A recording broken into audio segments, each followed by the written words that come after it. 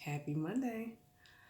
Um, Today I really just want to share with you all my takeaways from um, a book that I recently read.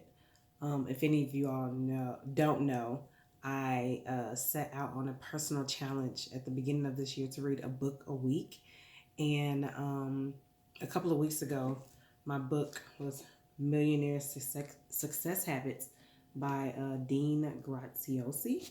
I believe that's how you say his name. Um, and the biggest takeaway that I got from his book was change your habits, change your life.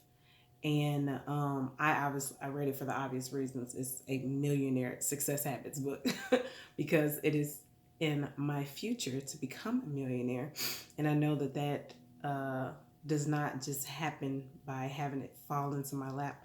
And so I read from those who have become self-made millionaires. And what I really like about the book is that he makes you explore some of your bad habits.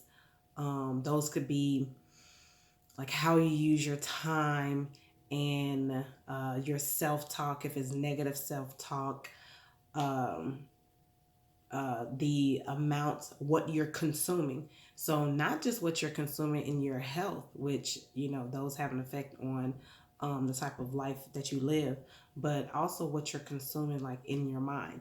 So, like for those people who watch the news every day, for hearing that for me, that watching the news was not a good success habit, and that most millionaires do not watch the news. That just confirmed something for me. I had stopped watching the news back in 2013, maybe a little earlier, because I didn't want to consume all of that negativity and all the fear that they put out there in the world. Um, but he also, not only does he explore bad habits, but he explores good habits as well. The ones that, you know, the ones that I know I've personally done as well, such as writing down your thoughts, writing down your goals, like not typing them in, but literally taking a pen, putting it to paper, and writing it down. Research has shown that when you write something down, you have a better chance of, you have a higher chance of accomplishing it. And I came across this quote that's always just stuck with me, and it said, "What's written is real." He also says some other good habits, or explores other good habits, such as having a morning and night routine. Um, I have a loose morning routine. I have a night routine that's written down behind me there. I have not fully implemented it yet. I want to, I really do. And I will one day. Um, Budgeting, practicing gratitude, those are all good habits that he explores in the book. And it really made me think that your habits, these small things that you do on a daily basis, are the foundation for the type of life that you will live. And so if you have habits that may not necessarily have a negative effect on you, like if you spend a lot of time, or an immediate or noticeable negative effect is what I mean. Like if you spend a lot of time on social media, that doesn't have an immediate noticeable um, negative effect on you. But the research has proven that you're more likely to be depressed because you are consciously and subconsciously comparing yourself to what you see on social media, even though people show, I think it's been quantified as 7% of their life. And so you're saying all of this good that people are sharing in their lives, the 7% of their lives, and you're comparing it to the 100% of your life. And so, of course, it's going to happen. I mean, that's logical. I didn't need to be a research scientist to figure that out. That, of course, you're going to think your life is going way worse than this other person that you're comparing yourself to on social media, because you're comparing 7% against 100%. Um, but I really enjoyed how he just connected the dots between good habits and bad habits, and how those impact your life. And what he suggests in the book is making small changes, because those small changes can yield big results. Small changes, like, if you don't, I'm a big fan of journaling, of writing down your goals, literally writing down everything, because I am a believer that you can literally write your life. You can say, this is what I plan to do in the next year. You can write out a plan, and then a year later, you can have accomplished that. That is writing your life. You can say, this is what I want in 10 years, and then you can write out a plan, follow that plan, implement that plan, and then in 10 years, that can be your life. You can literally write your life. And so, a part of my morning routine, and if you don't have one, I definitely suggest a part of my morning routine includes journaling.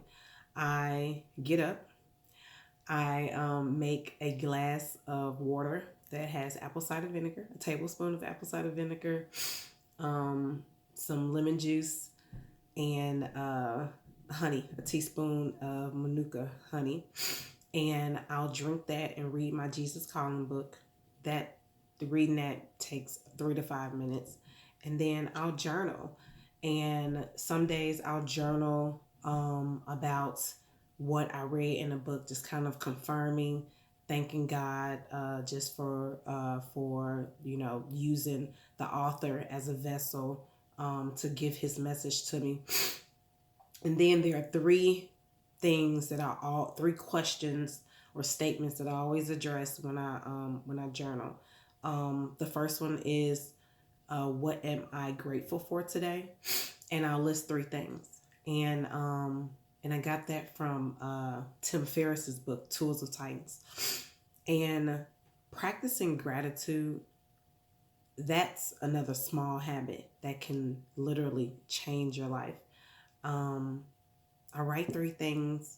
Normally, I try to focus on someone that I'm thankful for, someone in my life, past, present, people I'm thankful that I can meet in the future. Then I write down like a circumstance that has recently happened in my life, whether good or bad. And I'll write down how I'm thankful for that and how it may have changed me or what I learned from it. And then I'll write down something that I'm thankful for that's right in front of me, whether it's the sun shining through the window or my humidifier. You all can see I'm suffering from sinuses, or running water, anything to be thankful for. Then the second question I address is, what can I do today or what can happen today to make it great? And to me, that is giving foresight on your day. That's putting out the type of energy that you want on your day. If you know there's certain things that you want to accomplish during your day and you write it down, it's stuck in your mind to be able to accomplish that. And then the third thing I address is I write down 3 daily affirmations. They could be something as simple as saying, I am healthy. They can say, sometimes I write down, I am in control of my finances. Um, or, so many different things. But that is one success habit that I want to encourage you to implement if you don't already. And one last point is, while you're writing or deciding what good habit you want to implement in your life, take a good look at some of the bad habits you have. We all have them. And some of the good habits you might have. And look to see how you could replace some of your bad habits with some other good habits. that too is one of those things where the small changes can yield big results.